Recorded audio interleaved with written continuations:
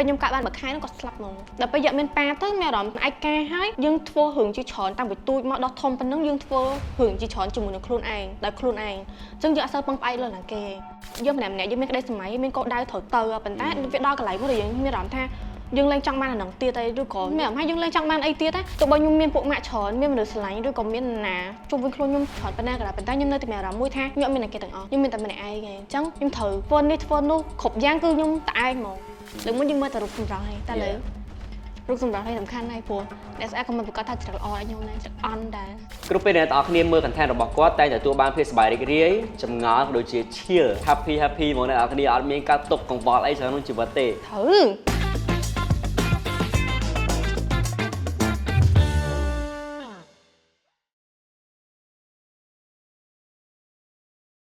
វគ្រប់ពេលអ្នកទាំងអស់គ្នាមើល content របស់គាត់តែទទួលបានភាពសប្បាយរីករាយចម្ងល់ក៏ដូចជា chill អារម្មណ៍ chill ហ្នឹងគឺ happy ហ្មងអ្នកទាំងអស់គ្នាអត់មានការទុកកង្វល់អីច្រើនក្នុងជីវិតទេហើយបើខ្ញុំវិញខ្ញុំចូលចិត្តឲ្យតែអស់ឃើញ content គាត់ទៅនឹងតែមានអារម្មណ៍ល្អហ្មងជាពិសេសទឹកមុខរបស់គាត់ហ្មងហើយខ្ញុំនិយាយប៉ុណ្ណឹងអ្នកគ្នាអាចទាយថាណាគេត្រូវទេចឹងឥឡូវកុំឲ្យខាត់ពេលវេលាយូរយើងជួបមួយគាត់ទាំងអស់គ្នាតា Hello អូន Hello បងសុខសប្បាយអត់សុខតែអត់សប្បាយអើមិនដែរបន្ទាប់ពីថតកម្មវិធីនោះចប់រៀងបាក់តួយកដែរហ្នឹងពេលខ្លះយើងធម្មតាយកបានចំណាត់ថ្នាក់អូខេនិយាយទៅបងសប្បាយចិត្តមែនតើដែលបានស្គាល់យ៉ងហើយស្គាល់ in person មកឯស្អីយើងថតកម្មវិធី date មួយគ្នា like their YouTube date ហើយមួយទៀតបងពិតជាសប្បាយចិត្តមែនតើដែលអូនអញ្ជើញចូលរួមកម្មវិធីថ្ងៃនេះដោយសារតែបងជឿថាថ្ងៃនេះអីចែកម្លែកច្រើនហើយអ្នកគ្រប់គ្រងរបស់អូន follower របស់អូន fan របស់អូនផ្ទាល់ហ្មងគាត់ពិតជាចង់ដឹងថាតើនៅពីក្រោយខ្នងភាពកម្មិចកម្មើរបស់យ៉ងក៏ដូចជា content ជា chill happy like careless like ហ្នឹងកុំខ្វល់ច្រើនកុំគិតអីច្រើនចាស់សប្បាយអញ្ចឹងមានរឿងគេខ្លាំងទៅពីខ្វល់មកជឿថាមានទាំងអស់ហ្នឹងខ្ញុំគិតថារឿងហ្នឹងមានច្រើនតែប៉ុតបើជីវិតយើងជា content creator គឺយើងត្រូវឆ្លងកាត់រឿងច្រើនមែនតែប៉ុន្តែជាក់ស្ដែងណាធម្មតានិយាយទៅចាប់ដើមចំណុចចាប់ដើមដំបូងរបស់ខ្ញុំហ្មងគឺខ្ញុំធ្វើអ្នកនិយាយរឿងស្នេហាប៉ុន្តែនៅពេលដែលខ្ញុំស្គាល់មនុស្សម្នាក់ទៀតវាអញ្ចឹងហ៎បងដល់ពេលអញ្ចឹងទៅយើងចាប់ផ្ដើមថត content លេងមួយគ្នាអញ្ចឹងហើយបង្កើតបានខ្ញុំថ្មីមួយទៀតតែតែគាត់អ្នកគេអាច mention បានអត់អត់ទេអូខេអូខេមកស្មានតែមិត្តភ័ក្ដិអីអញ្ចឹងចង់ shout out ឲ្យគាត់អីអញ្ចឹងណាមិត្តភ័ក្ដិដែរប៉ុន្តែ special អីយ៉ាប៉ុន្តែគាត់អត់នៅហ្នឹងទេប៉ុន្តែគាត់មើលវីដេអូហ្នឹងដឹងពិតជាដឹងណាគេត្រូវទេត្រូវទេនិយាយទៅ content នេះ episode នេះឈៀលបដ ாய் ហ្នឹងហើយយើងឈៀលបដ ாய் និយាយក្នុងចិត្តហើយនិយាយដើមគេទៀតត្រូវសូមមកត្រូវនឹងមួយត្រូវអូខេអញ្ចឹងមុនពេលយើងចាប់ផ្ដើមចូលទៅការសំណេះសំណាលទៀតនិយាយទៅបងឲ្យតែពេល talk show professional ដល់មករៀងមានអារម្មណ៍ cringe ខ្លួនឯងហ្មងតែជួបយ៉ងអញ្ចឹងបានដឹងថា yes that's energy អូខេយើងត្រូវនិយាយគ្នាបែបធម្មតាត្រូវបងចង់ឲ្យអូនជួយណែនាំខ្លួនទៅកាន់ទស្សនិកជនរបស់យើងតិចណាសួស្តីអ្នកទាំងអស់គ្នាខ្ញុំយ៉ងអ្នកចំណាំយើងស្នេហាហើយធ្វើវីដេអូបែបនិយាយទៅអត់ខ្វល់ហ្មងចាធ្វើចាធ្វើនឹកឃើញធ្វើហ្នឹងនឹកឃើញធ្វើហ្នឹងហើយទៅផ្ទុះផ្ទាល់នឹកឃើញអីធ្វើហ្នឹងហ្នឹងចាបងមិនមែននិយាយបើកមុខកញ្ចក់តិចពេលធ្វើវីដេអូកាត់អីត្រឹមត្រូវ voice over អីត្រឹមត្រូវអត់មាន view ដល់ពេលអានឹកឃើញអង្គុយនិយាយនឹងផ្ទុះខឹងខ្លួនឯងពេលខ្លះអាយើងថត1នាទីហើយយើងអង្គុយ edit 1នាទីហ្នឹងថតទៅមាន view អង្គុយ edit 1 2ម៉ោងអត់មានទេណាអត់មានអត់ទេខឹងហ្មងអូខេឥឡូវយើងចូលទៅសំណួរទីដំបូងរបស់បងចង់ដឹងថាតើមានពេលវេលាណាដែលយ៉ងមានអារម្មណ៍ថាជីវិតខ្លួនឯងជួបបញ្ហាហើយឬក៏បាក់ទឹកចិត្តឬក៏មានអារម្មណ៍ថាអត់សប្បាយចិត្តខ្លាំងមែនតើមករហូតដល់យើងចង់បោះបង់រឿងមួយចំនួនឬក៏ពេលខ្លះយើងចង់បោះបង់ខ្លួនឯងចោលមកបើខ្ញុំធ្លាប់មានអារម្មណ៍មួយនិយាយទៅខ្ញុំធ្លាប់ឃើញបងដាដាគាត់និយាយបងគាត់និយាយនៅក្នុង TikTok គាត់ថានៅគាត់សុកគាត់ស្រាប់តែមានអារម្មណ៍ថាគាត់លេងចង់បានអីទៀតហើយរបៀបថាអារម្មណ៍មួយហ្នឹងបងដល់ពេលអញ្ចឹងទៅយើងមានអារម្មណ៍ថាវា click មួយខ្ញុំដែរតាព្រោះ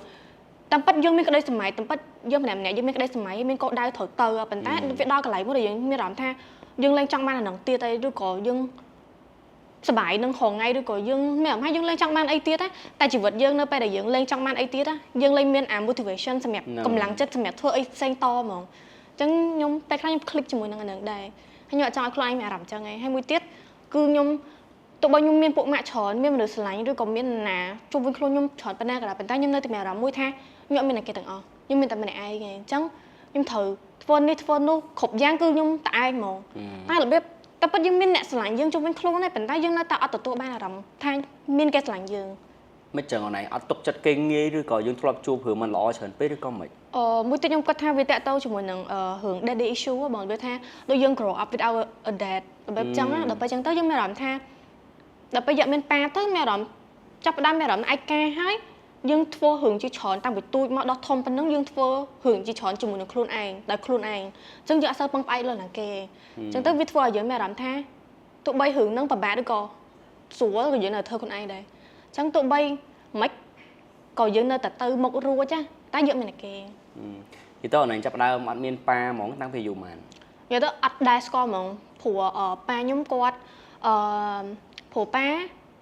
ពេលខ្ញុំកាត់បាន3ខែហ្នឹងគាត់ស្លាប់មួយខែហ្នឹងគាត់ស្លាប់ហ្មងអូ Yes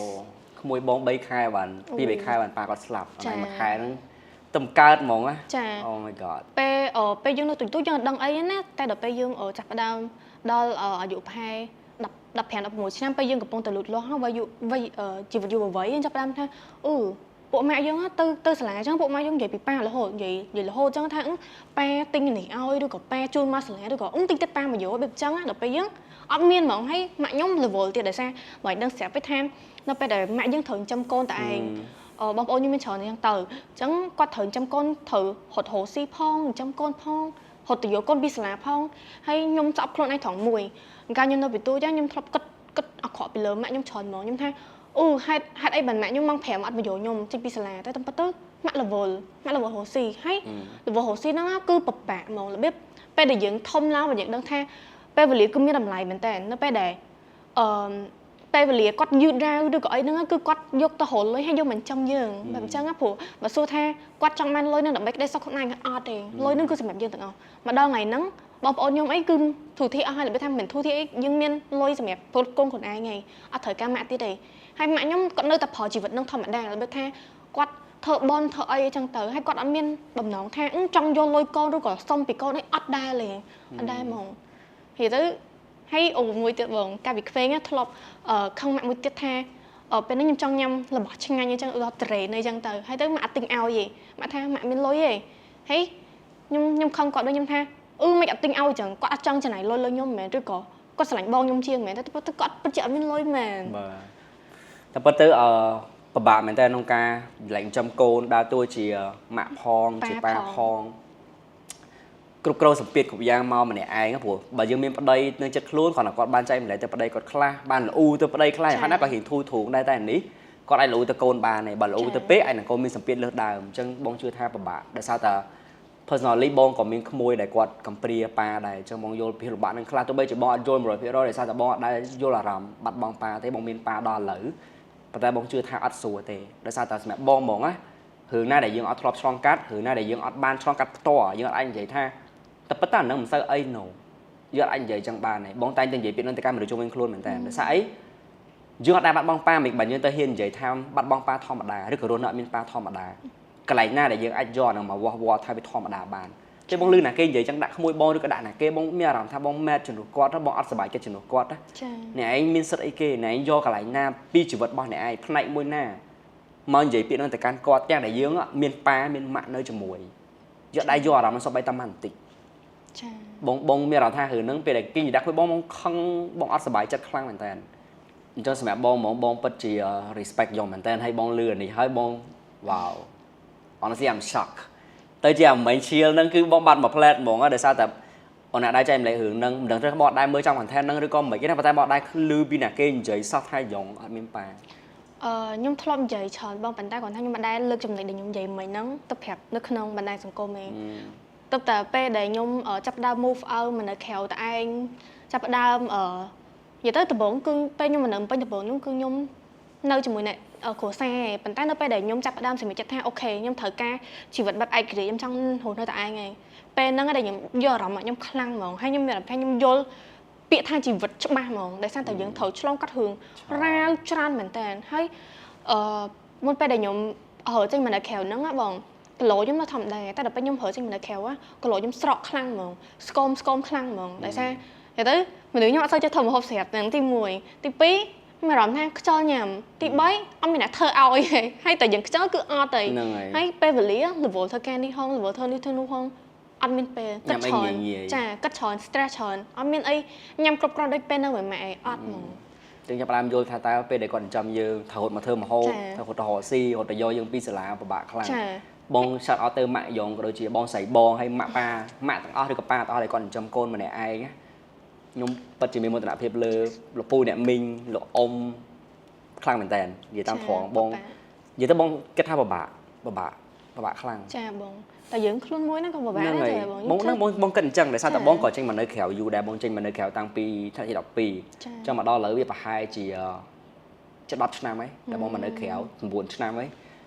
បងយល់ហ្មងថាពាក្យថាជីវិតអត់ស្រួលទេគ្រប់ក្លុកកលាក់និយាយទៅក្លុកកលៀតផ្លូវឆ្វេងស្ដាំលេខការជើងត្បូងគឺវាមានអីកាត់ឡើងឲ្យយើងដោះស្រាយទាំងអស់ហើយដល់ពេលយើងមកនៅក្រៅអត់ដឹងថាអូម៉ាក់ប៉ាយើងមកបានប៉ុណ្ណឹងណាឆ្លងកាត់ច្រើនណាយេហើយមួយទៀតបងសូម្បីតែពេលកាយយើងនៅបន្ទូយើងខឹងម៉ាក់យើងរហូតឲ្យតែម៉ាក់យើងប្រើឲ្យបោះផ្ទះជួយផ្ទះឬក៏អត់ជួយធ្វើម្ហូបអត់ជួយលាងចានអត់ជួយអីចឹងខឹងគាត់ឯថាអូយប្រើរហូតវាអញ្ចឹងណាតែពេលយើងមិននៅម្នាក់ឯងមិនយើងដឹងថាការងារផ្ទះទាំងអស់ហ្នឹងបើមានអ្នកជួយល្អហ្មងព្រោះយើងខ្លួនមួយយើងអាចរត់ទៅធ្វើការផងបោះជួយផ្ទះផងធ្វើម្ហូបហើយផ្ទះយើងបើសិនជាផ្ទះយើងអត់ស្អាតយើងក៏មានអារម្មណ៍ស្រីសួស្ដីក្នុងខ្លួនដែរចាវាអញ្ចឹងហ៎និយាយទៅយើងឃើញថានឹងទូចទេអូការងារហ្នឹងទូចក៏ពេកកំប៉ុងលេងចាន4 5 4 10មួយផ្លែតហ្នឹងប៉ុន្តែមែនតើបើសួរថាអានតិចហ្នឹងសួរយើងមានអារម្មណ៍ស្មុគមែនតើហើយបើគាត់ត្រូវលុយទៀតមកno បងចង់នឹងថាពេលណាដែលអនឡាញមានអារម្មណ៍ថានឹកប៉ាខ្លាំងមែនតើហ្មងចង់ឃើញមុខខ្លាំងមែនតើហ្មងបើមកយកក្រោយនេះខ្ញុំអត់សូវនឹកមែនទេព្រោះខ្ញុំរបៀបថាយើងចាប់ផ្ដើមទទួលស្គាល់អញ្ចឹងថាអូខេអាហ្នឹងគឺជាជីវិតរបស់យើងហ្មងប៉ុន្តែនៅពេលដែលខ្ញុំចាប់ផ្ដើមលូតលាស់ភ្លាមនៅពេលដែលកំឡុងអាយុប្រហែលជា15 16ហ្នឹងខ្ញុំចាប់ផ្ដើមមានអារម្មណ៍ថាអត់មានប៉ែមានអារម្មណ៍ថាបើមានប៉ាដូចគេប្រហែលល្អណោះបើមានប៉ាដូចគេប្រហែលជាម៉ាក់អត់សូវបានអញ្ចឹងឯងប្រហែលជាយើងមានលុយចាយច្រើនជាងហ្នឹងប្រហែលជាយើងបានដើរលេងច្រើនជាងហ្នឹងឬក៏យើងអត់សូវពិបាករឿងថាមានលុយបងគូអត់ខែហ្នឹងឬក៏ត្រូវធ្វើអីអញ្ចឹងហើយមួយទៀតបងរបៀបថាជីវិតយើងទាំងអស់គ្នាអញ្ចឹងវាតែមានការងារធ្ងន់ការងារស្រាលធ្វើខ្លួនឯងបានតែការងារធ្ងន់ណាពេលខ្លះគឺត្រូវការកម្លាំងមនុស្សផុសហ្មងប៉ុន្តែ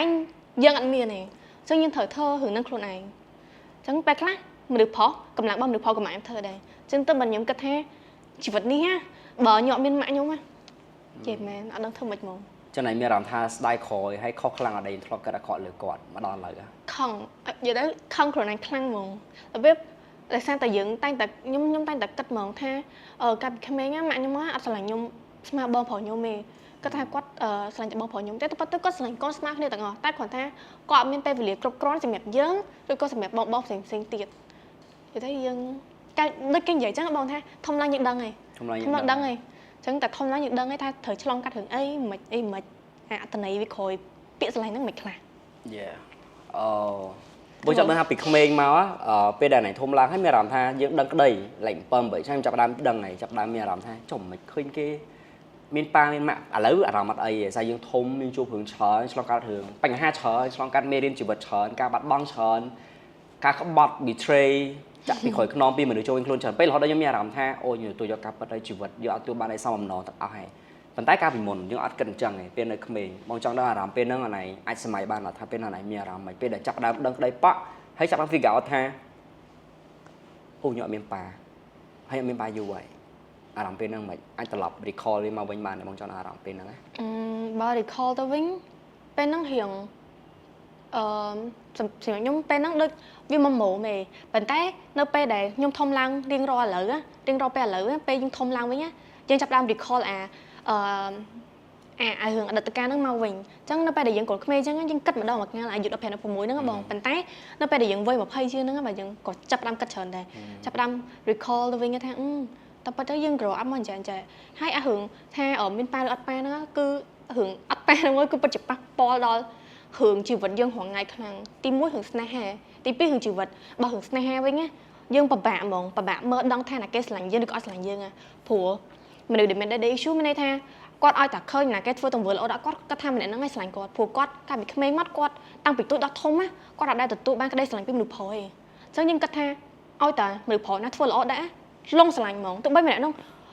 រូបរាងមិនឬគាត់ត្រូវថែបយើងមិនទេគឺស្រឡាញ់ហ្មងអញ្ចឹងយើងយកច្រឡំពេលខ្លះគេគ្រាន់តែទង្វើល្អដោយសារតែគេចិត្តល្អតែយើងស្រឡាញ់គេវាអញ្ចឹងបងវាប៉ះពាល់រឿងអញ្ចឹងដែរយើងធ្វើយើងគិតច្រើនយល់ច្រឡំច្រើនក្នុងជីវិតយល់ច្រឡំច្រើន choosing ច្រើនមែនតើបងចង់ដឹងថាអីគេខ្លះដែរណែមានអារម្មណ៍ថាខ្លួនឯងធ្វើខុសខ្លាំងទៅលើអ្នកផ្ទះជាពិសេសអាចថាម៉ាក់ក៏បានដែរក្រៅពីអាគិតអាក្រក់លើគាត់ហ្នឹងខ្ញុំគិតថារឿងធំបំផុតហ្នឹងគឺរឿងរៀនប៉ុន្តែរឿងរៀនហ្នឹងខ្ញុំគិតថា មានផលល្អផងផលអត់ល្អផងឥឡូវយើងនិយាយពីផលអត់ល្អមុនផលល្អហ្នឹងន័យថាយើងដឹងស្រាប់ហើយយើងធំឡើងយើងរកលុយច្រើនទៅហើយបងយើងខំរកលុយណាហើយមួយកាក់មួយសែនហ្នឹង$1 $2 ឬក៏1000 2000គឺពិតជាមានតម្លៃសម្រាប់យើងមែនតើឧទាហរណ៍យើងទៅធ្វើការគេ1 ម៉ោងបាន$10វាអញ្ចឹងវាហត់ខ្លាំងហ្មងអញ្ចឹងនៅពេលដែលគាត់ខំរកលុយនឹងកម្លាំងញើសឈាមដល់ពេលយើងអត់ខំហ៊ានទេអត់ខំហ៊ានហើយកិច្ចស្លាទៀតអញ្ចឹងយើងគិតថាម៉ាក់យើងគាត់ខំរកលុយទាំងហត់ទាំងពិបាកទាំងអត់បានគេងឆ្អែតអីគឺដើម្បីតែយើងឯងហើយដល់ពេលហើយយើងបែរជាយកកម្លាំងញើសឈាមរបស់គាត់នឹងអត់ទៅខំព្រៀងអត់ខំអីអាហ្នឹងគឺជារឿងដ៏អត់ល្អតែបើរឿងថាល្អវិញខ្ញុំដឹងថារឿងនេះល្អឬក៏អត់ល្អឯងមានន័យថាមនុស្សខ្ញុំចង់តបស្នងសងគុណម៉ាក់មែនប៉ុន្តែខ្ញុំអត់សូវបកកាយរឿងហ៊ានទេហើយខ្ញុំក៏ហ៊ានសូវបកកាយខ្លាំងដែរតែខ្ញុំប្រឡងជាប់ប្រឡងឲ្យធម្មតាចឹងតែនៅសកលខ្ញុំចប់ត្រឹមឆ្នាំទី2ខ្ញុំឈប់ហ៊ានហ្មងដោយសារខ្ញុំគិតថាអូខេខ្ញុំចង់ទៅកន្លែងនេះហើយខ្ញុំអត់អាចទៅត្រង់កន្លែងតាមអ្នកផ្ទះបានទេព្រោះយើងធំឡើងអត់មានណាគេមកសម្រេចចិត្តឲ្យយើងបានទេគឺយើងត្រូវសម្រេចចិត្តខ្លួនឯងអញ្ចឹងខ្ញុំចាប់អាជីពជា content creator ហ្នឹងហ្មងខំធ្វើការអញ្ចឹងប៉ុន្តែយើងបងបាយដឹងស្រាប់ពេកថាដំបូងហ្នឹងគឺយើងចាប់យកអត់បានទេយើងត្រូវដើរផ្លូវវាងបន្តិចត្រឹមតែដល់ហើយផ្លូវវាងតែកាត់តែលឿនដល់ហ្មងអញ្ចឹងយើងរកផ្លូវហ្នឹងអញ្ចឹងហើយបាទខ្ញុំបានដល់10ថ្ងៃហ្នឹងបានគ្រាន់យើងអត់ទាន់អីធំដុំទេតែយើងអាចសម្រេចក្តីសម័យយើងបាន10% ដែរនិយាយទៅដោយសារតែយ៉ងអត់មានប៉ាបានជួយឲ្យជីវិតអញឆ្លងកាត់រឿងច្រើនមានរឿងជីវិតច្រើនការខំប្រឹងប្រែងដែលអត់មានគាត់ច្រើនរៀនរស់នៅឈរដោយខ្លួនឯងច្រើនហើយរស់នៅឯករាជ្យដល់ថ្ងៃហ្នឹងសង្ឃថារថ្ងៃទោះបីជាយើងនៅម្នាក់ឯងក៏យើងអាចចិញ្ចឹមខ្លួនឯងហួរយើងអាចរកវិធីធ្វើអីឲ្យខ្លួនឯងអាចរស់នៅបន្តទៀតបានដែរប៉ុន្តែបងចង់សួរថាបើសិនជាអនឯងអាចរើសបានណារវាងមានគាត់ជាមួយនឹងអត់គាត់អនឯងនឹងរើសយកមួយណាបើសម្រាប់ខ្ញុំគិតថាបើសិនជាខ្ញុំឧទាហរណ៍ដូចយើងនិយាយថាយើងគឺជាអ្នកហើវិញខ្ញុំហៅថាមានគាត់ព្រោះចង់ស្គាល់អារម្មណ៍ហ្នឹងបងព្រោះពេលថាយើងមកជាតិទេយើងកើតមកគឺយើងចាំតែមកជាតិហ្នឹងឯងអញ្ចឹងយើងអត់ដឹងថាជាតិមុនយើងមានអត់ឬក៏ជាតិក្រោយយើងមានអត់យើងអត់មានអារម្មណ៍ហ្នឹងនៅក្នុងខ្លួនឯងអញ្ចឹងមានតែជាតិហ្នឹងឯងដែលយើងអាចដឹងថាអូអារម្មណ៍មានប៉ាមិនអារម្មណ៍អត់ប៉ាមិនអញ្ចឹងខ្ញុំចង់បានអារម្មណ៍ហ្នឹងដូចគ្នាថាអូខេពេលមានប៉ាគឺជួយខ្ញុំបានច្រើនទាំង mental health ទាំងរឿងនេះរឿងនោះបើទោះបីជាអូខេវាថាមនុស្សយើងតែឆ្លងកាត់រឿងបញ្ហាខុសៗគ្នាទៅហើយអញ្ចឹងវាអាចនឹងពិបាកថាពេលខ្លះយើងមានប៉ុន្តែយើងមានបញ្ហាគ្រួសារផ្សេងៗនៅក្នុងនោះវិញអញ្ចឹងខ្ញុំក៏យើងយល់ពីពួកគាត់តាមនឹងដែរអញ្ចឹងបងថាអូខេអារម្មណ៍ហ្នឹងវាអាចនឹងពិបាកតែបើសិនជាខ្ញុំនិយាយអត់សូវយល់តែបើសិនជាខ្ញុំហើបបានគឺខ្ញុំចង់មានប៉ាដូចគេដែរប៉ុន្តែបងសួរសំណួរនេះបងសារសំណួរហ្នឹងវាសំណួរដែលសួរឆ្លើយមែនទេណាគេក៏ចង់មានប៉ាដែរប៉ុន្តែបងគ្រាន់ចង់ផ្ញើសារទៅកាន់អ្នកទាំងអស់គ្នាដែរកំពុងតែទស្សនាហ្នឹងថាពេលខ្លះយើងមានប៉ាតែប៉ាយើងជាមនុស្សដែលមានបញ្ហាច្រើនក្នុងគ្រួសារគាត់ចូលចិត្តហោរឿងឬក៏គាត់ចូលចិត្តញ៉ាំស្រាញ៉ាំអីហ្នឹងទៅយើងគិតថាអូយើងខឹងគាត់យើងស្អប់គាត់យើងចង់រត់ចេញពីផ្ទះអីចឹងពេលខ្លះហើយអ្នកដែលបាក់ចិត្តគឺម៉ាក់យើងអញ្ចឹងបងចង់ឲ្យទាំងអស់គ្នាគិតបន្តិចថាអូខេត្បិតប៉ាយើងមានបញ្ហាមែនប៉ុន្តែយើងក៏មានគាត់ដែរព្រោះមានមនុស្សខ្លះគាត់ចង់តែមានប៉ាគាត់ដឹងថាប៉ាគាត់មកល្អឬក៏អាក្រក់ឬក៏ធ្វើបាបគាត់អត់ស្រឡាញ់គាត់អត់ប៉ុន្តែគាត់ចង់មានប៉ាចង់ស្គាល់អារម្មណ៍ថាហៅប៉ាហ្នឹងទល់មុខប៉ាហៅកូនហ្នឹងមានអារម្មណ៍មិនអញ្ចឹងអ្នកទាំងអស់គ្នាគួរតែ step back របៀបថាយើងឈានឲ្យគាត់មកចាហ៊ានហើយយើងដឹងគុណបន្តិចជីវិតយើងដែលកំពុងតែមានប៉ាបន្ទោះបីជាប៉ាយើងក្នុងរូបភាពជាបុគ្គលបែបណាក៏ដោយហ្នឹងហើយនិយាយទៅបងជឿថាដូចអនឡាញ mention មិនអញ្ចឹងមនុស្សយើងមានបញ្ហាផ្សេងៗគ្នាអ្នកខ្លះកើតមកមានប៉ាអ្នកខ្លះមានប៉ាហើយប៉ាបោះបង់ចោលអ្នកខ្លះមានប៉ាហើយតែប៉ាម៉ាក់លែងលះគ្នាប៉ុន្តែយ៉ាងហោចណាស់ក៏យើងត្រូវរៀនរស់នៅជាមួយនឹងអាសាភាពជីវិតផ្ទាល់ខ្លួនណាចឹងដូចអនឡាញបើសិនតែអត់ទទួលយកទេនៅតែយំស្រែកនឹកគាត់អីចឹងហើយពិបាកអីចឹងទោះបីជាថ្ងៃនៅនឹកគាត់ប៉ុន្តែក៏យ៉ាងហោចណាស់យើងទទួលយកការពិតបានច្រើនដែរបងជឿអញ្ចឹងបាទហើយយើងទទួលយកការពិតហើយយើង keep living របៀបថានៅតែបន្តជីវិតយើងតទៅមុខទៀតថាអូខេឥឡូវមានបញ្ហាថ្មីត្រូវមកអញ្ចឹងដោះស្រាយបញ្ហាហ្នឹងមិនមែនយើងអង្គុយគិតថាខ្ញុំអត់មានប៉ាជីវិតខ្ញុំនេះពិបាកម៉ាក់ខ្ញុំក៏រត់បានលុយខ្ញុំក៏ដឹងតែរកពីណារៀនក៏អត់បកកែធ្វើនេះក៏អត់បានប៉ុន្តែបើយើងចាប់ផ្ដើមទៅរកកោដៅយើងទៅគឺយើងដើរទៅមុខឯងដល់ចាប់ផ្ដើមម្ដងតិចអូនឯងដែលមានអារម្មណ៍ថាតាំងពីក្មេងមកពេលណាក៏បានដែរដែលមានអារម្មណ៍ថាខឹងគាត់ដែរគាត់ប្រញាប់ទៅចោលយើងពេកបើខ្ញុំអត់សូវដឹងថាខឹងគាត់ឬក៏អត់ទេយើងអត់មានអារម្មណ៍អីហ្មងវាថាដឹងតែមួយគឺអត់មានគាត់ទេអញ្ចឹងយើងដឹងថាគួរខឹងឬក៏គួរមិនអីមិនតែដឹងថាចង់មានគាត់ចាទោះបីជារបៀបបើសិនជាគាត់នៅរស់បន្តប៉ុន្តែ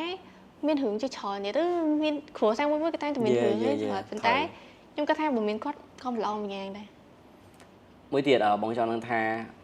បងរៀងសួរដល់យើងប៉ាតិចដែលសារបងរៀងចង់ដឹងពីអូនឯងចង់និយាយទៅបង personally បងចង់ដឹងពីអូនឯងរៀងច្រើនដែលសារពេលដែលបងសួរហ្នឹងអ្នកគ្រប់គ្រងឬក៏អ្នកទស្សនាក៏គាត់បានដឹងច្រើនពីយ៉ងដែរអញ្ចឹងទៅមួយរឿងប៉ាបងចង់ដឹងថាអូនឯងដែលទទួលបានអារម្មណ៍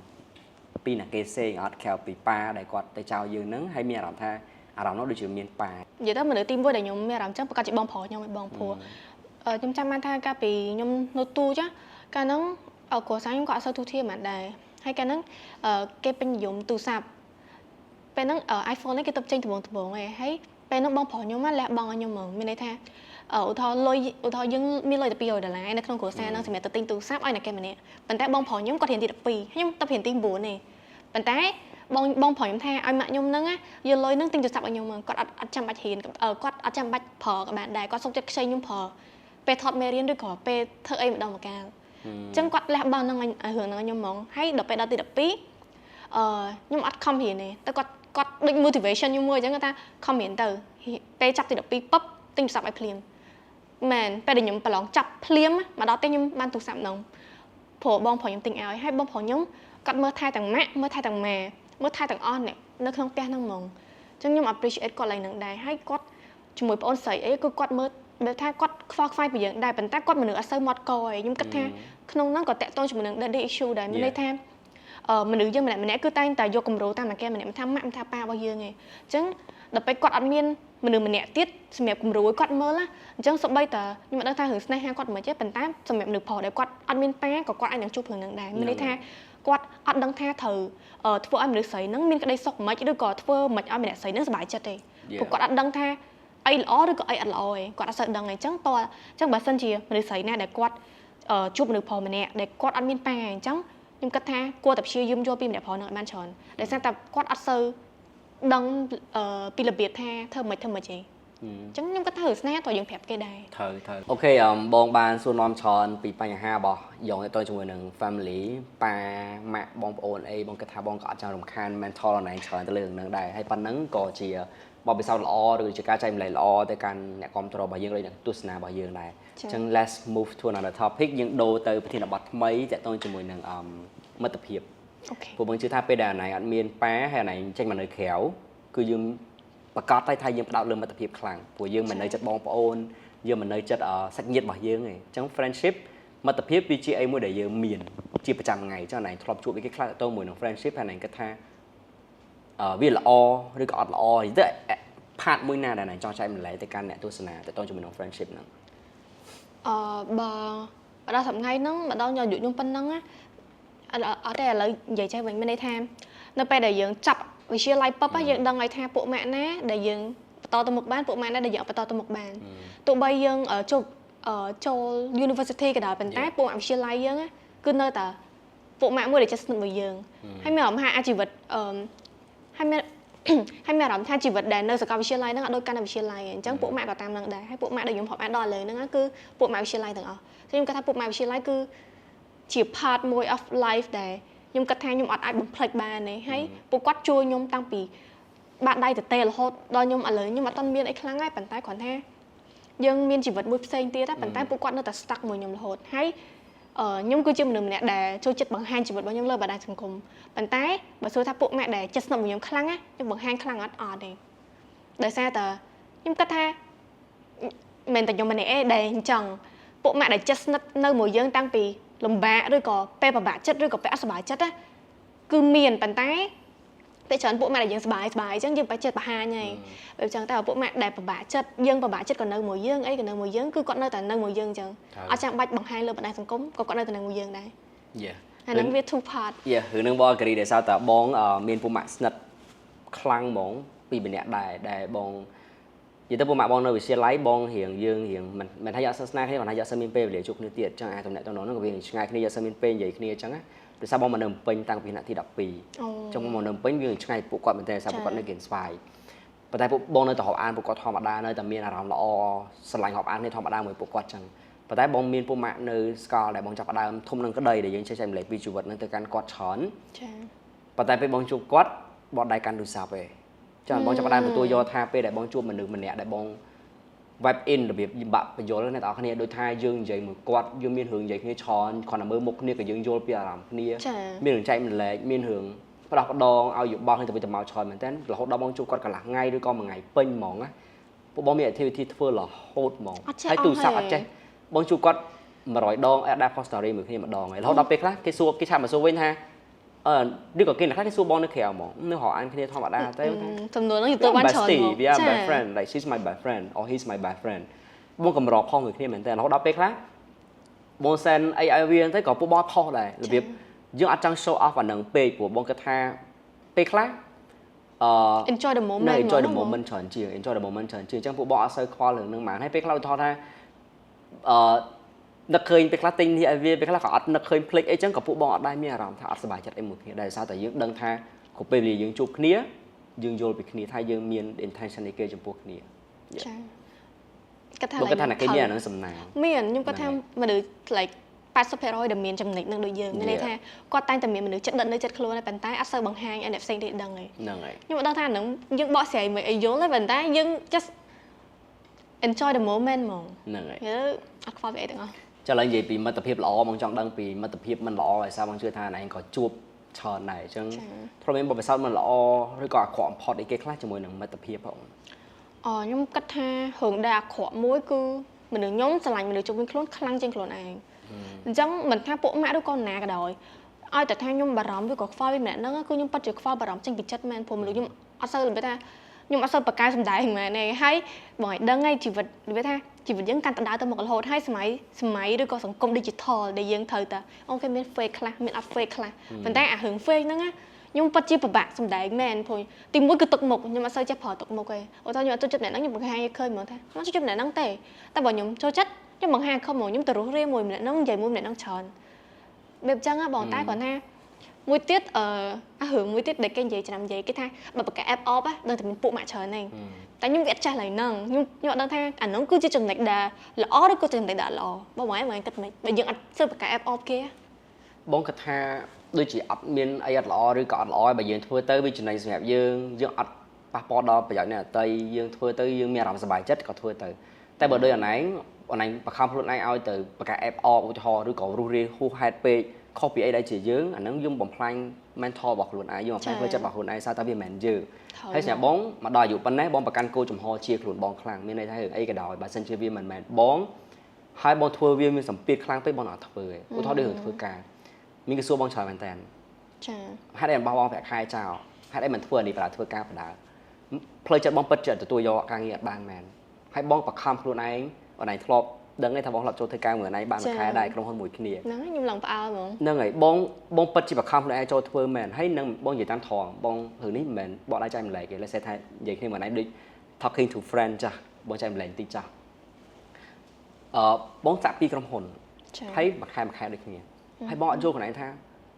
what is wrong with me right now បងសួរខ្លួនឯងថាមានរឿងអីគេខ្លាំងចំពោះខ្ញុំឥឡូវហ្នឹង like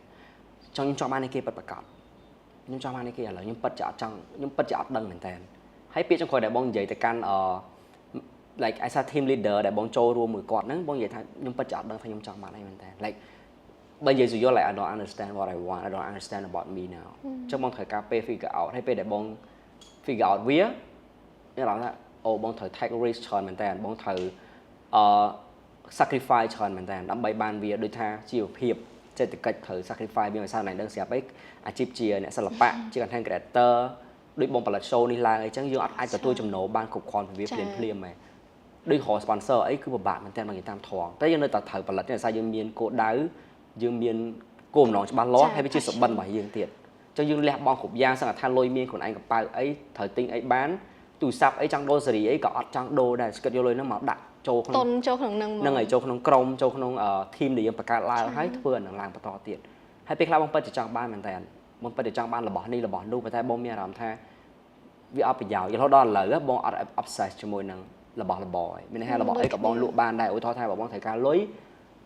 របស់ដែលបងមាននៅក្នុងខ្លួនបងអាចលក់បានទាំងអស់បងអត់ obsess ជាមួយវាថាអូយស្លាញ់អត់ចង់លក់អីស្ដាយបងគិតថាដោះស្រាយបញ្ហាបច្ចុប្បន្នសិនចាអញ្ចឹងបានមកនិយាយដូចបងនិយាយក្នុងវីដេអូថាតែប៉ិតខ្ញុំ shout out ខ្ញុំនិយាយរឿងនឹងច្រើនមិនមែនចង់ឲ្យអ្នកនរមានអារម្មណ៍ថាអូខ្ញុំ drama ខ្ញុំបកកាយលក់ឡានមកធ្វើការងារមិនមែនទេគ្រាន់ចង់ប្រាប់ថាពេលខ្លះយើងត្រូវ sacrifice យើងត្រូវលះបង់ដើម្បីទទួលបានរបស់មួយជីវិតហ្នឹងអត់មានអី free ទេ បូកគេថាណៃក៏យកឃើញចឹងដែរព្រោះហ្នឹងអ្នកដែលឆ្លងកាត់ឬក៏រស់នៅម្នាក់ឯងដឹងហ្មងម្នាក់ៗចង់បានជីវិត independent ណាប៉ុន្តែដឹងថាជីវិត independent មានតម្លៃដែលត្រូវបង់ឲ្យវាហ្នឹងអីគេខ្លះចាតែមួយទៀតខ្ញុំជឿជាក់លើបងឯងមានន័យថាpassion បងឯងធំជាងអ្វីជាមួយខ្លួនទាំងអស់អញ្ចឹងខ្ញុំគាត់ថាមិនយូរមិនឆាប់ទេបងឯងគង់ទៅដល់គោលដៅដែលបងឯងចង់ទៅហ្មងព្រោះpassion របស់យើងណាបងទាញយើងទៅកន្លែងល្អហ្មង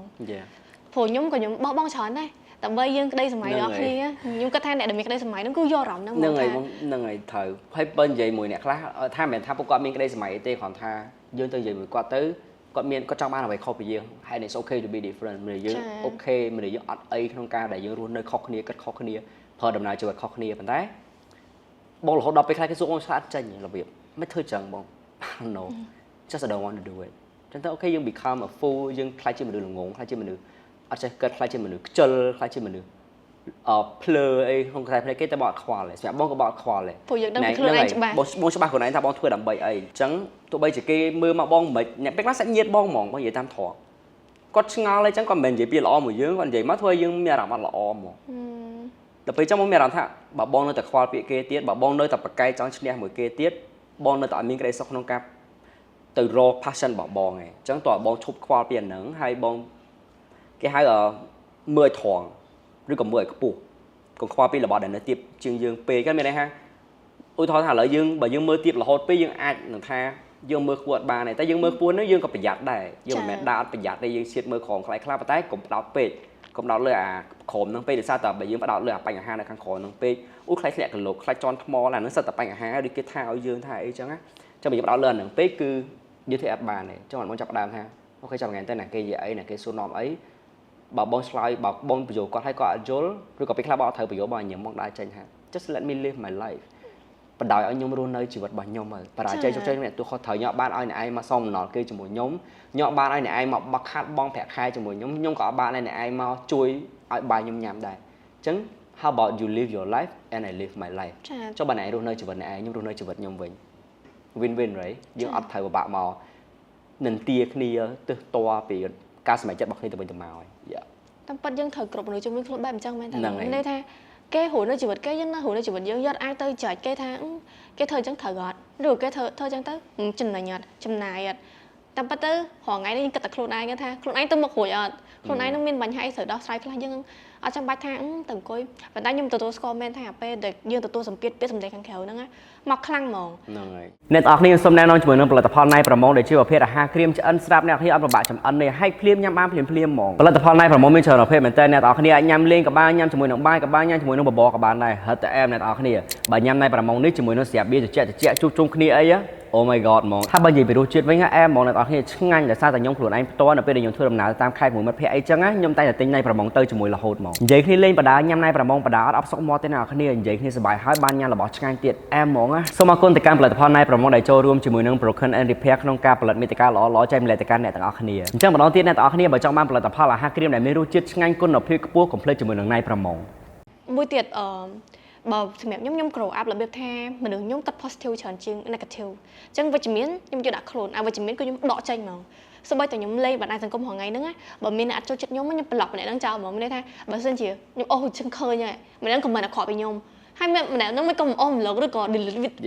វាប្លុកខ្ញុំចោលក៏បានដែរខ្ញុំចូលប្លុកគាត់ហ្មងអញ្ចឹងកុំឲ្យគាត់ឃើញខ្ញុំទៀតអញ្ចឹងអត់អីដកខ្ញុំចេញពីជីវិតហ្មងបែបអញ្ចឹងតែប៉ុន្តែអាហ្នឹងល្អបងនិយាយមែនតើអាហ្នឹងជាអីដែលយើងគួរធ្វើបើយើងអត់ចូលចិត្តណាគេម្នាក់បើយើងអត់ចង់អមឡងឬក៏អត់ចង់ឃើញទេ like គេមាន function ប្លុកឲ្យយើងប្លុកទៅអាហ្នឹងជំរឿរបស់យើងហើយសូម្បីតែខ្ញុំធ្វើអីមួយដូចអាហ្នឹងបកទៅរឿងដែលបងនិយាយមិនចឹងឧទាហរណ៍ដូចការខ្ញុំធ្វើ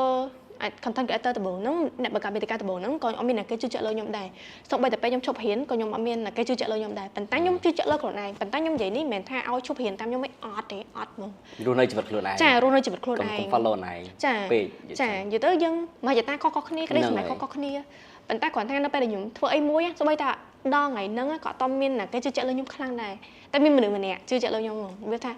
ខ្ញុំធ្វើអីក៏គាត់ជឿជាក់លើខ្ញុំដែរព្រោះគាត់ដឹងថាអូខេមានខ្ញុំដឹងធ្វើបានហើយតែគាត់នៅឡើងឆ្ងាយហ្នឹងហើយនិយាយទៅហ្នឹងហើយអាហ្នឹងតែប៉ុន្តែអ្នកគ្នាពួកខ្ញុំអាចផ្ដោះគ្នាច្រើនទៅលើការចែកម្លែកគំនិតដោយសារតែយើង តែប៉ុតថ្ងៃនេះមួយណៃបងគាត់ថាបានចែកម្លែកទៅវិញទៅមកច្រើនជាមួយពួកគាត់ចឹងបងក៏ចង់ដល់រឿងផ្សេងទៀតពីអូនណៃទៅជាមួយនឹងមិត្តភាពណាអូនណៃមានអារម្មណ៍ថាមិត្តភាពមានមិត្តភាពមួយដែលអូនឯង like មានបញ្ហាមួយគាត់អូនឯងស្អប់គាត់ខ្លាំងហ្មងហើយមូលហេតុអីគេដែលអូនឯងស្អប់គាត់មានអត់ បើខ្ញុំមានពួកម៉ាក់ច្រើនប៉ុន្តែខ្ញុំអត់សូវចូលចិត្តវាថាមានសត្រូវជាមួយគេអញ្ចឹងតែបើអ្នកដែលស្អប់ខ្ញុំអាចនឹងមានប៉ុន្តែវាថាគាត់ខឹងយើងតែឯងងើយតែឯងអញ្ចឹងទៅប៉ុន្តែដូចយ៉ាងនេះខ្ញុំត្រឡប់ទៅក្រោយវិញរឿងដែលខ្ញុំស្រឡាញ់ពួកម៉ាក់ខ្ញុំជាងខ្លួនឯងអញ្ចឹងឲ្យតែពួកម៉ាក់ខ្ញុំបានក្តីសុខខ្ញុំមិនក៏បានដែរខ្ញុំពិបាកអីមិនក៏បានដែរហើយរឿងខ្លះខ្ញុំធ្វើដើម្បីគាត់ប៉ុន្តែគាត់អត់ចាប់អារម្មណ៍ថារឿងនេះខ្ញុំធ្វើដើម្បីគាត់ទេតែគាត់បែរជាគិតថាខ្ញុំនឹងកេងផលចំណេញលើគាត់វិញតែខ្ញុំអត់ទេខ្ញុំគ្រាន់តែចង់ឲ្យគាត់រីកចម្រើនដូចខ្ញុំចង់ឲ្យគាត់ដើរផ្លូវនឹងទៅមុខមួយខ្ញុំបានលឿនដូចខ្ញុំឬក៏យើងទៅផ្លូវមួយនឹងមួយគ្នាហើយមួយទៀតខ្ញុំលះបង់រឿងច្រើនមែនតើអញនិយាយបានថាបើឲ្យរកសង្សារពួកម៉ាក់ខ្ញុំរកពួកម៉ាក់ខ្ញុំវិញព្រោះសម្រាប់ខ្ញុំពួកម៉ាក់ខ្ញុំធំជាងសង្សារទៀតតែអានឹងខេឡូការចូលចិត្តយើងខុសគ្នាបងចានិយាយទៅបងនៅនិយាយដដែលយើងអត់ត្រូវការដូចគ្នាយើងអាចរស់នៅខុសគ្នាគិតខុសគ្នាចាហើយជីវិតខុសគ្នាបានអូខេអូនឯងមានការចងចាំមួយដែលពេលនោះអូនឯងពិបាកខ្លាំងហើយមានមិត្តភ័ក្តិម្នាក់ហ្នឹងមកជួយឬក៏អីចឹងមានអត់មានបងហើយពួកម៉ាក់ខ្ញុំមានតែ2នាក់ឯងចែកម្លែកតិចបានទេថាពេលនោះមិនហើយអារម្មណ៍យើងពេលនោះរបៀបមិននិយាយទៅស្ថានភាពខ្ញុំអត់ហ៊ានប្រាប់ពេលថាខ្ញុំមានរឿងអីពេលហ្នឹង Yes ប៉ុន្តែដឹងតែថាពេលហ្នឹងខ្ញុំមានអារម្មណ៍ថាអូពេលហ្នឹងខ្ញុំទៅតែរើមកនៅក្រៅលើកដំបូងហើយស្រាប់តែមានបញ្ហានឹងកាត់ឡើងហើយវារឿងធំដែរប៉ុន្តែហ្នឹងហើយរឿងនឹងបែបអញ្ចឹងហើយចឹងទៅហើយពេលហ្នឹងខ្ញុំសង្ងំនៅក្នុងកតុបរបស់ខ្ញុំអត់ចេញទៅណាខ្ញុំថាអូខ្ញុំអត់ដឹងថាត្រូវដើរផ្លូវណាទៀតទេនេះត្រូវកាច់ស្ដាំកាច់ឆ្វេងឬក៏ធ្វើអីខ្ញុំអត់ដឹងហ្មងប៉ុន្តែហើយខ្ញុំអត់តបឆានគេទាំងអស់ប៉ុន្តែពួកម៉ាក់ខ្ញុំមករកខ្ញុំដល់ទេហើយព្យាយាមដោះស្រាយបញ្ហាហ្នឹងឲ្យខ្ញុំហ្មងព្យាយាមដោះស្រាយបញ្ហាហ្នឹងឲ្យខ្ញុំហើយនាំខ្ញុំទៅដោះស្រាយបញ្ហាហ្នឹងជាមួយនឹងរឿងហ្នឹងព្រោះខ្ញុំអត់ហ៊ានប្រឈមមុខជាមួយនឹងរឿងហ្នឹងខ្ញុំខ្លាចហើយខ្ញុំទីមួយហើយមួយទៀតរឿងហ្នឹងវាអាចនឹងប៉ះពាល់ដល់ការងារខ្ញុំសប្ងៃទៅខ្ញុំមានអារម្មណ៍ថាអត់ដឹងធ្វើម៉េចទេអត់ដឹងត្រូវដោះស្រាយមិនទេវាអញ្ចឹងប៉ុន្តែគាត់លើកទឹកចិត្តខ្ញុំហ្មងគាត់ថាត្រូវតែធ្វើរឿងហ្នឹងឲ្យបានអីចឹងទៅហើយពិតជាដោះស្រាយរឿងហ្នឹងបានមែនអញ្ចឹងក្នុងកំឡុងពេល2ថ្ងៃនេះដោះស្រាយរឿងហ្នឹងបានខ្ញុំត្រឡប់មកដូចដើមវិញប៉ុន្តែពេលហើ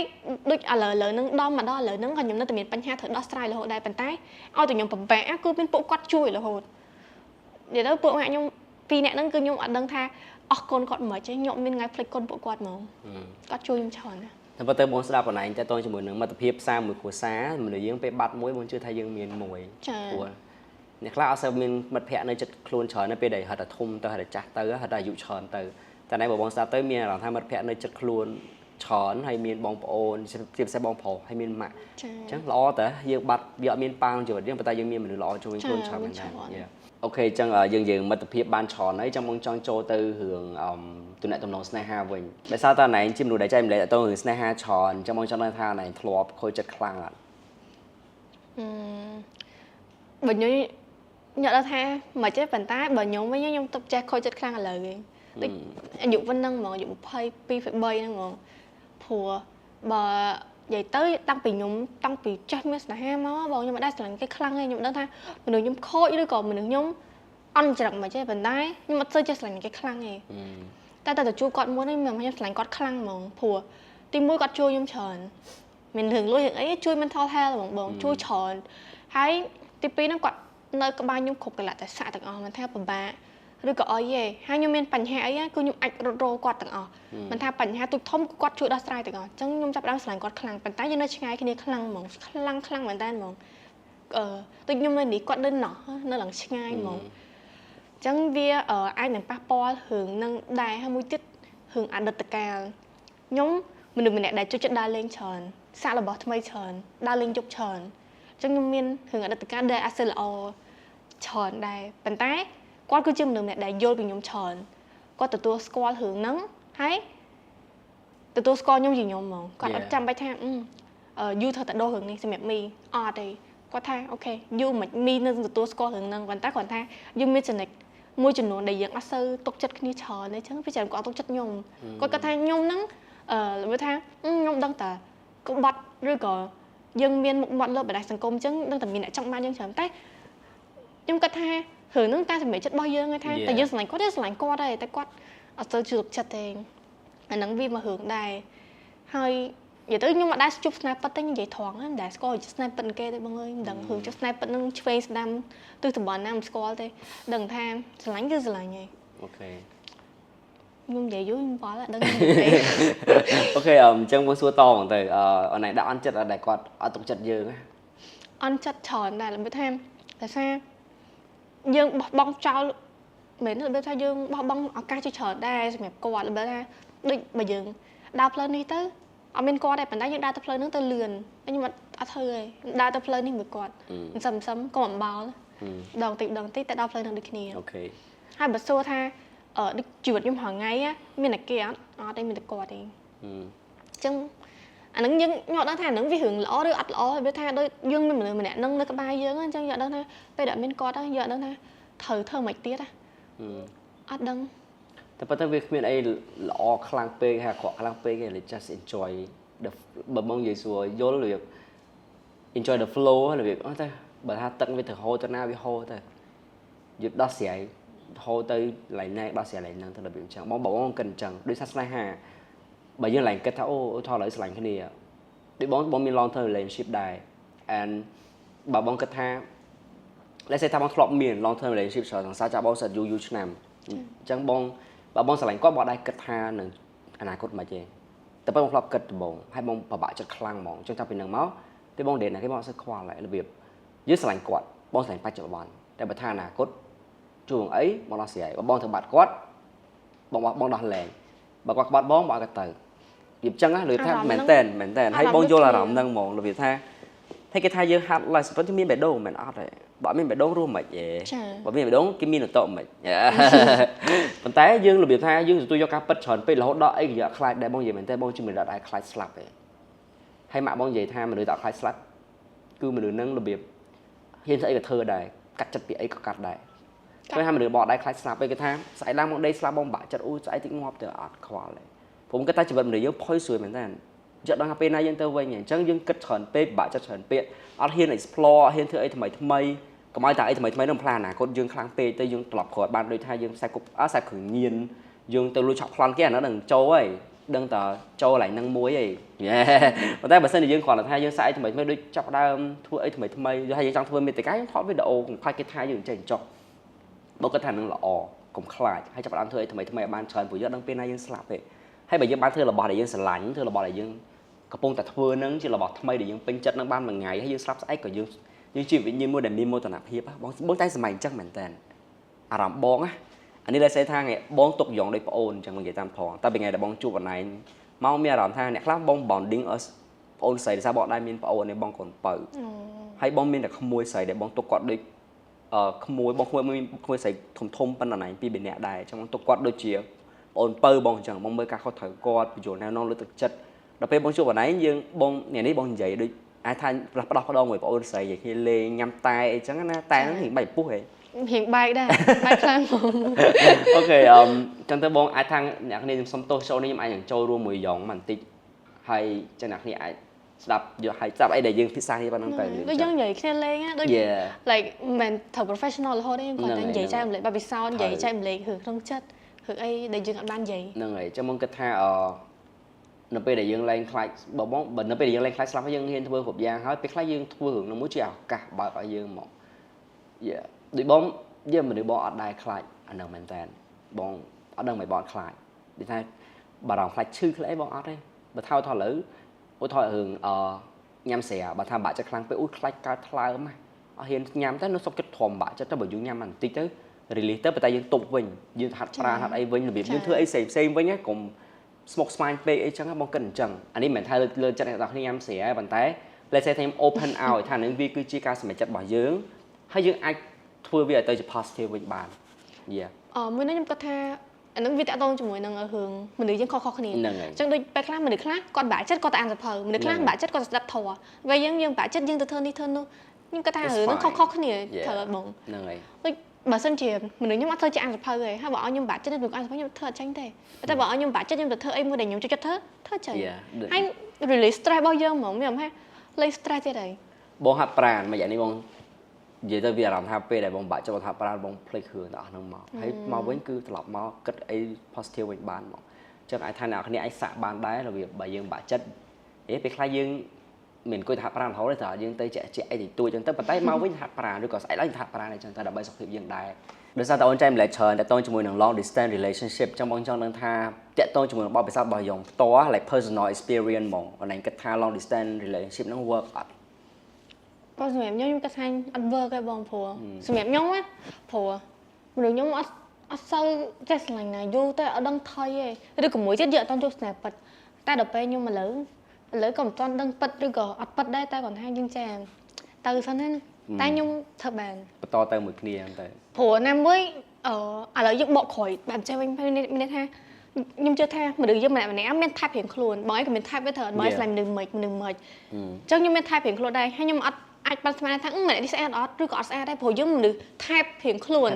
ដូចខ្ញុំស្លាញ់ប្រអាស៊ីពួកម៉ាញ់ស្លាញ់ប្រប្រាំងអញ្ចឹងអត់អាចប្រាប់ថាម្នាក់ប្រប្រាំងហ្នឹងអត់ស្អាតអីអត់ទេបែបចឹងម្លឹកខ្ញុំគិតពិតជាគិតសំខាន់លើថែបរបស់ខ្ញុំមែនបើមិនជាម្នាក់ហ្នឹងអត់ត្រូវឧទាហរណ៍ខ្ញុំស្លាញ់មនុស្សប្របន្តាឬក៏មនុស្សប្រមកកូនចិនឬក៏មនុស្សប្រមិនបើអត់បានចំណិចហ្នឹងរបស់ខ្ញុំទេគឺខ្ញុំអត់យកទេតែឥឡូវបដូរមានន័យថាបើមិនជាម្នាក់ហ្នឹងទោះបើអត់ត្រូវថែបរបស់ខ្ញុំក៏ដោយប៉ុន្តែខ្ញុំស្រឡាញ់មានន័យថាគាត់យើងកាន់តែធំទៅយើងចង់បានមនុស្សម្នាក់ដែលនៅក្បែរយើងយល់ពីយើងជួយយើងគ្រប់ក្រែតស័កមានរឿងតូចធំអីជួយដោះស្រាយយើងបានហ្នឹងឯងគឺជាថែបរបស់ខ្ញុំឥឡូវហ្នឹងលើមុនយើងមើលតែរូបសម្រស់ឯងតែឥឡូវរូបសម្រស់នេះសំខាន់ណាស់ព្រោះអ្នកស្អាតក៏មិនប្រកាសថាច្រឹកល្អដល់ខ្ញុំដែរច្រឹកអន់ដែរអញ្ចឹងបើចេះច្បាស់ហ្មងស្រាប់បងគិតដូចគ្នាអញ្ចឹងកាលពីក្មេងបងអូចង់បានចេះចង់បានចេះតែពេលបងធំឡើងទៅបងគិតថាយើងគ្រាន់ចង់បានមនុស្សដែលយល់ពីយើងហើយទៅមុខមួយយើងបានឲ្យពេលវេលាយើង grow individually មានឲ្យពេលវេលាយើងរីកចម្រើនរៀងខ្លួនហើយគាត់អាចថាទន្ទឹមនឹងដំណើរជីវិតដែលយើងទៅរកក្តីសុបិនរបស់យើងចាប់ក្តីស្រមៃរបស់យើងទៅគាត់ទៅរកគោលបំណងគោលដៅជីវិតរបស់យើងហ្នឹងគាត់នៅនឹងទៅចាំ support យើងមិនមែនជា distraction មិនមែនជារបស់រំខានយើងណាព្រោះសម្រាប់បងហ្មងបងអត់ដឹងថាសម្រាប់យ៉ងមិនទេបើសម្រាប់បងបើសិនជាទំនាក់ទំនងមិត្តភាពក៏ដោយគ្រួសារក៏ដោយស្នេហាក៏ដោយនិយាយទៅទាំង3ហ្នឹងបើសិនជាគាត់ដើរតួជារបស់រំខានបងណាមានន័យថារំខានបងពីការរីកចម្រើនរំខានបងពីក្តីសុបិនរបស់បងរំខានបងពីធ្វើអីដែលបងស្រឡាញ់ធ្វើអីដែលបងចង់សម្រេចគោលបំណងរបស់បងគឺបងនឹងព្យាយាមកាត់គាត់ចេញពីជីវិតរបស់បងហ្មងហើយពេលខ្លះកាត់មិនមែនមានន័យថាបងត្រូវតឈប់រាប់អានគាត់មិនមែនទេគ្រាន់ថាបងដក energy បងពីគាត់ច្រើនបងប្រើពេលវេលាមួយគាត់តិចជាងមុនដូចអញ្ចឹងហើយបើថាមិត្តភាពណាដែលយើងគិតថាអូប៉ះពាល់ខ្លាំងគាត់ toxic ខ្លាំង toxic មិនមែនគាត់អាក្រក់ទៀត open មានន័យគ្រាន់តែគាត់ប៉ះពាល់ដល់គោលបំណងរបស់បងមានន័យគាត់ជា distraction ខ្ញុំនិយាយខ្ញុំគិតថាខ្ញុំស្គាល់អ្នកនេះយល់របៀបគាត់ជារបស់ដែរទីយើងថយក្រោយ pull you back បងព្យាយាមបងនឹងកាត់គាត់ចេញហ្មងព្រោះបងអត់ត្រូវការ energy ហ្នឹងឯងមកដល់ឥឡូវហ្នឹងបងអាយុខ្វះត3-4 ឆ្នាំទៀតបងអាយុ30ហើយអញ្ចឹងបងកន្លែងតែ focus yeah really no អានេះថាអាយុប៉ុន្មានឡើយ24 no oh my god I'm so proud ហើយមែនបង thanks you to make up ហ្នឹងW yeah W បង27ហើយ27 yeah oh my god ញ៉ាំតែស្មានមកឯងគិតតាខ្ញុំតើមែនស្មានបងខ្ញុំមួយឆ្នាំអីចឹងណា okay thank you for that អ្នកណាក៏ថាបងក្មេងជាងវ័យដែរថាលេងណាគ្នាអញ្ចឹងបងចូលទៅរឿងយើងវិញបើសិនបងនិយាយមែនបងប្រាប់ខ្លួនឯងរហូតអ្នកខ្លះថាអូយទៅអាយុប៉ុណ្្នឹងសោះសម្រាប់បងអត់ទៅអាយុប៉ុណ្្នឹងទេនិយាយទៅដូចគេតែងតែនិយាយថាយើងរើមនុស្សរាប់អានយើងមិនយើងនឹងអាចទៅជាមនុស្សចឹងភាគរយច្រើនមែនតើបើយើងនៅចិត្តមិនដែលគាត់គិតរឿងអាក្រក់ៗច្រើនពេកយើងអាចនឹងគិតរឿងអាក្រក់ៗដូចគាត់ហ្មងប៉ុន្តែមិនមែនថាគាត់អាក្រក់ទេគាត់ថាគាត់ត្រូវការមនុស្សដែលដូចគាត់មិននៅចិត្តបើយើងចង់ផ្សេងពីគាត់យើងគ្រាន់តែចេញពីគាត់ឬក៏យើងអត់សូវហេងរ៉ាល់មួយគាត់ច្រើនទៅបានហើយមកឆ្លោះគ្នាមកចាំបាច់ឌៀមដាមជេរបចោលឌីលគ្នាថាម្នាក់នេះអាក្រក់ម្នាក់នេះល្អលើលោកអត់មានអីល្អអត់មានអាក្រក់ទេយើងរស់នៅមិនសុបាយយើងធ្វើអីល្អសម្រាប់យើងខ្លួនឯងធ្វើទៅមកចាំបាច់អូម្នាក់នេះធ្វើចេះអត់ល្អនេះធ្វើចេះបានល្អអង្គុយហ្នឹងហើយតែពេលអ្នកដែលគេអត់ល្អហ្នឹងគេឡើងសល់លុយក្នុងកងរាប់មើលផ្សែងគេធ្វើអីដែលគេធ្វើជោគជ័យអីចឹងវាពិបាកយកឲ្យវាស់ស្ទង់ប៉ុន្តែពេលគាត់ជោគជ័យពេលខ្លះគាត់អត់សុបាយចិត្តចឹងហ្នឹងនៅតែឃើញអត់មានកន្លែងអត់ល្អដដែលចុះបងគិតទៅសម្រាប់បងមកដល់អាយុប៉ុណ្ណា state of mind បងគឺអត់មានអីល្អអត់មានអាក្រក់អីរបស់ទាំងពីរនេះវាដាក់អន្ទឹមគ្នាហ្មងនេះហាទោះបីជារឿងហ្នឹងមានរឿងល្អក៏វាមានរឿងអាក្រក់ដែរនិយាយទៅខ្ញុំគ្រាន់ចង់ផ្ដាំប្រាប់អ្នកទាំងគ្នាថាមកដល់អាយុ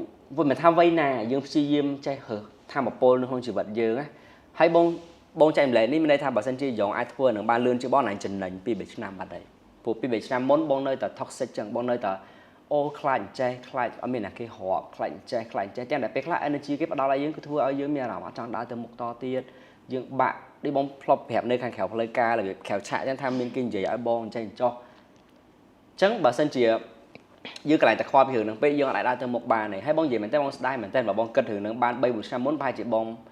អាចធ្វើរឿងបានច្រើនដោយសារបងបោះបង់អាជីពដែលបងស្រឡាញ់ជាសិល្បៈហ្នឹងចោល 3-4 ឆ្នាំហ្មងហើយបងអត់ដែរខ្វល់ពីវាសោះតែបងដោយសារបងគិតថាដូចមានអីមានប្រយោជន៍បងមិនកើតមកដើម្បីធ្វើអ្នកសិល្បៈរបៀបអញ្ចឹងណាអូខេបងនេះចេះម្លេងច្រើនណាស់នេះអនឡាញជា host វិញហ្នឹងតែតាមពិតទៅបងនិយាយមិនត្រូវទេតាតាមពិតពាក្យសម្ដីរបស់យើងម្នាក់មានថាអំពលណាបងវាមានទាំងថាអំពលល្អនិងថាអំពលអត់ល្អឧទាហរណ៍របស់ម្នាក់ហ្នឹងនិយាយមកធ្វើឲ្យយើងមានអារម្មណ៍ថាយើងចង់បោះបង់រឿងហ្នឹងចោលហ្មងហ្នឹងថាអំពលអត់ល្អប៉ុន្តែបើថាអំពលល្អវិញយើង surrounded by មនុស្សដែលល្អសម្រាប់យើងណាឧទាហរណ៍ដូចមួយចឹងឧទាហរណ៍មនុស្សយើងអត់ឆ្លាញ់រឿងខ្លួនឯងឬក៏យើងអត់ឆ្លាញ់អីជាខ្លួនឯងឯងហើយយើងនៅក្នុងបណ្ដុំមនុស្សមួយដែលអញ្ចឹងដូចគ្ន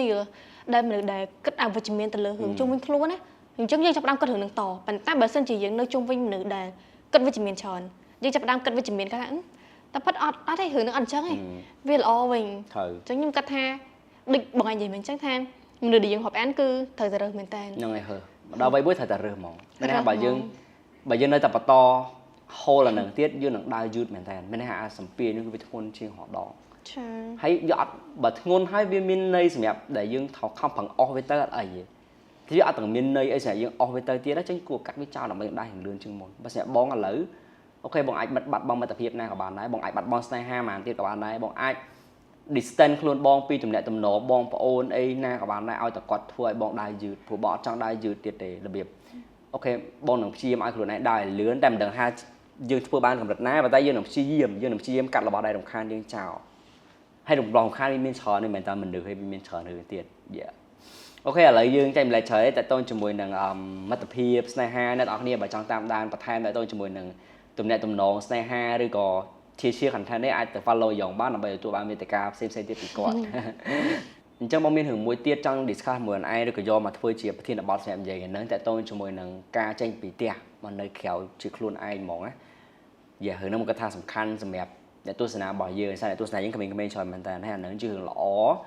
ប៉ុន្តែក៏ជារឿងដែលហានិភ័យខ្លះសម្រាប់ក្មេងៗដែរចាំមកចង់សួរណៃថាតើណៃយកឃើញមិនដែរចំពោះការ moving out មានន័យថាការចាក់ចេញពីតំបន់ដែលយើងរស់នៅជាលក្ខណៈគ្រួសារម៉ាក់ប៉ាយើងហើយយើងមិននៅខ្លួនឯងប្រើជីវិតខ្លួនឯងនៅក្នុងបន្ទប់មួយឬក៏យើងចាប់ផ្ដើមជីវិតមួយម្នាក់ឯងហ្មងខ្ញុំគិតថារឿងហ្នឹងដូចខ្ញុំនិយាយមុនអញ្ចឹងមានតែរឿងល្អមានតែរឿងអត់ល្អរឿងដែលអត់ល្អហ្នឹងយើងត្រូវទទួលសម្ពាធច្រើនមែនតើខ្ញុំអត់ដែរគិតទេថាមានរឿងហ្នឹងឧទាហរណ៍ដូចរឿងទូចៗណាបងតិចបងទឹកបងភ្លើងមហូបចាយវាយស្វានេះស្វានោះឈឺចាបងឈូហើយគឺអត់មានអ្នកមើលទៀតយើងមើលខ្លួនឯងហើយមកដល់ផ្ទះដូចពាក្យគេនិយាយក្នុង Facebook អញ្ចឹងថាមកដល់ផ្ទះឃើញតែអញ្ចឹងឯងមែនឃើញតែអញ្ចឹងហ្នឹងក៏មានតែគេទាំងអស់ហើយបើថាថ្ងៃណាពិបាកចិត្តខ្លាំងវិញមកអូចង់ថាបោះបង់គ្រប់យ៉ាងចោលហើយមានថាតាមនឹងហ្មងទៅមុខលេងរួចហ្មងដូចអត់ដឹងថាត្រូវទៅមុខនឹងដើម្បីអីទៀតដូចអត់ដឹងថាត្រូវមិនទៀតចង់បោះបង់ចោលហ្មងប៉ុន្តែគិតចេះវិញថាមួយខែពេញយើងអាចមានថ្ងៃសុបាយនឹង40ថ្ងៃឯងវាតែងតែមានមួយថ្ងៃពីរថ្ងៃដែលយើងបាក់ចិត្តឯងអញ្ចឹងយើងត្រូវ accept ថាវាតែងតែមាន bad day good day តាមហ្នឹងអញ្ចឹងយើងដោះស្រាយវាតាមហ្នឹងទ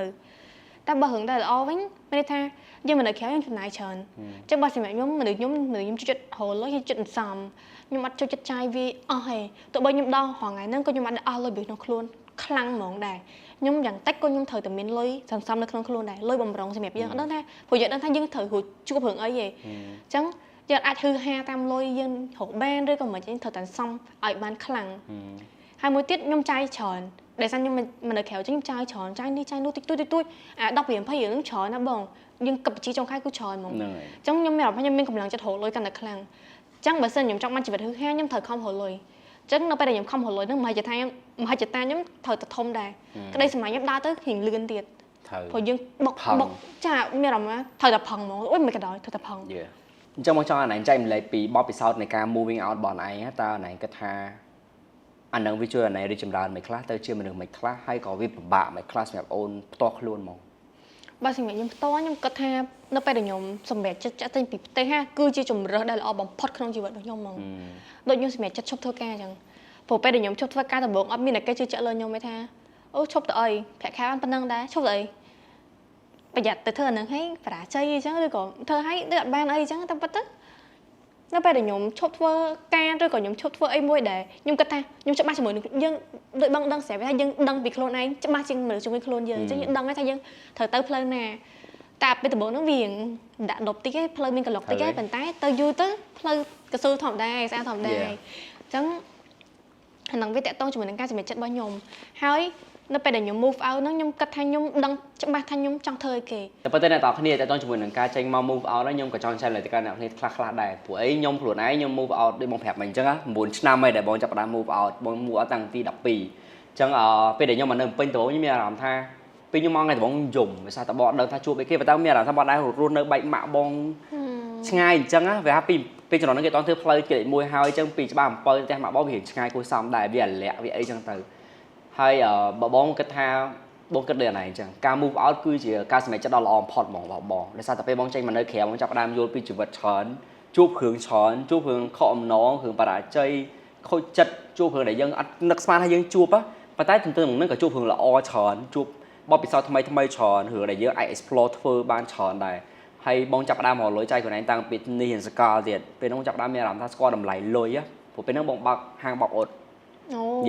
អូតែបងចាប់ផ្ដើមពីអាវមួយ 1000 អញ្ចឹងបំណំបាន 1000 ហ្នឹងបងត្រូវបោកឲ្យគេ50អ៊ុតហើយនៅពេលខ្លះយើងត្រូវបោករបស់ដែលយើងអត់គួរបោកទៀតដូចថាបើសិនជានិយាយយើងបោកគ្រប់យ៉ាងអត់តែគេដាក់មកក្នុងកញ្ឆេងហ្នឹងយល់តែដល់ពេលក្រោយមក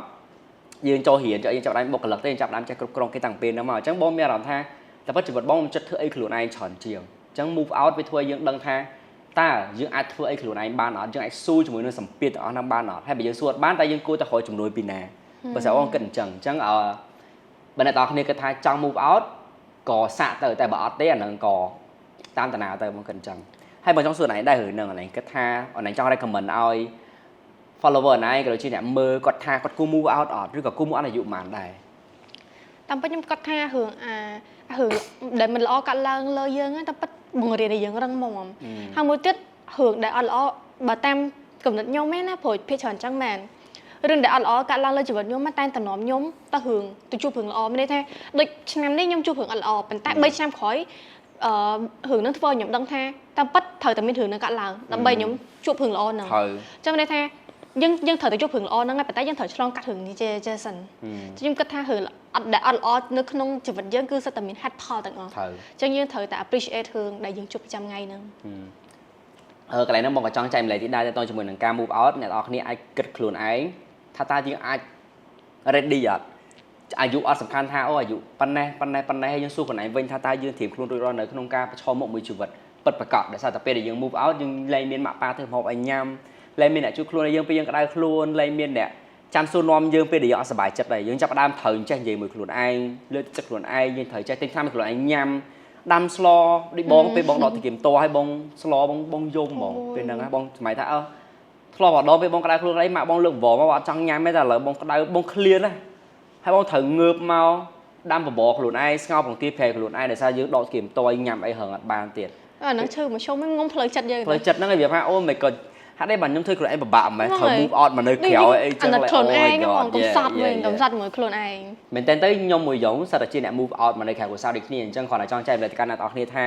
move out មានរឿងល្អច្រើនប៉ុន្តែក៏មានរឿងអត់ល្អច្រើនដែរដែលយើងត្រូវចេះគ្រប់គ្រងត្រៀមខ្លួនសម្រាប់ទទួលយកវាជាពិសេសហ្មងគឺយើងត្រូវប្រឈមមុខមួយវាកម្រិតកិច្ចព្រោះថាបើយើងអូខេបើយើង move out ហើយមានអារម្មណ៍ថាយើងអាចនៅបានទេយើងអាចទ្រាំរហូតដល់យើងបោះបង់វាយើងត្រូវហត់ទៅរកជំនួយរកម៉ាក់ប៉ាវិញរកបងប្អូនវិញយើង let's say ថា step by step ពីមកឈានទៅមកឈានកុំបខំកុំអំបោពេលថាអូត្រូវត independent ត្រូវតែឯករាជ្យអត់ទេបើថាឯករាជ្យហើយមានអារម្មណ៍ថាចង់ត្រឡប់ទៅវិញខ្លះទៅដោយសារតែបងក៏បងធ្លាប់ត្រឡប់ទៅផ្ទះ 3-4 ខែហើយបងមកពេញវិញតែរបៀបថាហត់ពេកចង់ទៅនៅមួយម៉ាក់ខ្លះបានសម្រាប់មើលទេសភាពមើលក្មួយដោយសារតែបងនៅចកាអញ្ចឹងអាចថាមានអីមើលច្រើនហើយណាក៏មានផ្លែឈើទុកញ៉ាំច្រើនដែរតែប៉ុន្តែខ្ញុំសូមកាត់ចេះវិញបងមានន័យថាពេលខ្លះយើងរត់ចំនួនមិនប្រកាសថាយើងតន់ខ្សោយទេគ្រាន់តែយើងត្រូវការដូចកន្លែងមួយដែលយើងវ៉ែនសម្រាប់បន្តិចហ្នឹងហើយសម្រាប់មកផ្លែអីចឹង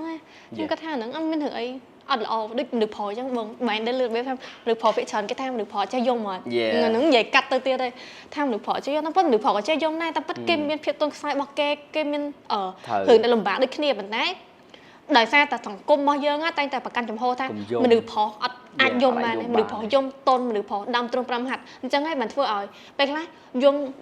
ណែណាប់ក្នុងទ្រង់តឯងដោយសារតែសង្គមរបស់យើងត្រូវតែមិនប៉ិនយំមនុស្សប្រុសក៏នៅតែយំដែរតែគាត់ហាត់ឲ្យណាគេឃើញបងជួយអញ្ចឹងតែគាត់ថាបងមានមនុស្សដែលបងទុកចិត្តហ្មងមិនថាជាស្នេហាឬក៏មិត្តភក្តិអីបងចង់យំមកគាត់តែរបៀបអូហត់បងពេលបងឆាតហ្មងរបៀប friend or babe like hot no I'm so tired like if you can come you can come and if you don't want to come you just leave me by myself អីចឹងទៅលឿនអញ្ចឹងចុងក្រោយបងមានរូបមួយឲ្យយ៉ងមើលឲ្យបងចង់នឹងថានៅពេលដែលណៃមើលឃើញរូបហ្នឹងអាណៃនឹកឃើញដល់អីឲ្យបងចង់អាណៃយកនឹងជាគំនិតផ្ទាល់ខ្លួនក៏ដូចជា advice ទៅកាន់អ្នកកំពុងទស្សនា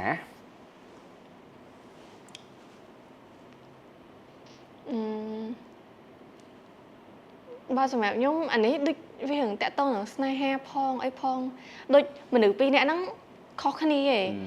ដូចខាងស្រីហ្នឹងគាត់បែបផ្សេងខាងប្រុសហ្នឹងគាត់បែបខាងផ្សេងអញ្ចឹងទៅឧទាហរណ៍ដូចអ្នកប្រុសហ្នឹងគាត់ពោពេញទៅដោយឥទ្ធិពលមួយដែលមានទាំងឥទ្ធិពលអាក្រក់មានទាំងឥទ្ធិពលសង្គមអីនៅក្នុងហ្នឹងប៉ុន្តែបើម្នាក់ស្រីមួយទៀតបែបធម្មជាតិគាត់ចាគាត់រស់នៅក្នុងសង្គមមួយដែលអត់មានdigital ហ្នឹងហ្មងបងមានទូរស័ព្ទអត់មានអីទេគាត់គ្រាន់តែរស់នៅជាមួយជីវិតរបស់ផ្ទាល់ជីវិតខ្លួនឯងហើយ enjoy the moment ហ្មងប៉ុន្តែម្នាក់ប្រុសមួយទៀតប្រហែលជាខុសពីគាត់ដែរប៉ុន្តែបើតាមមករកទៅដូចមានអាម្នាក់ប្រុសហ្នឹងដូចព្យាយាមចង់ឲ្យម្នាក់ស្រីហ្នឹង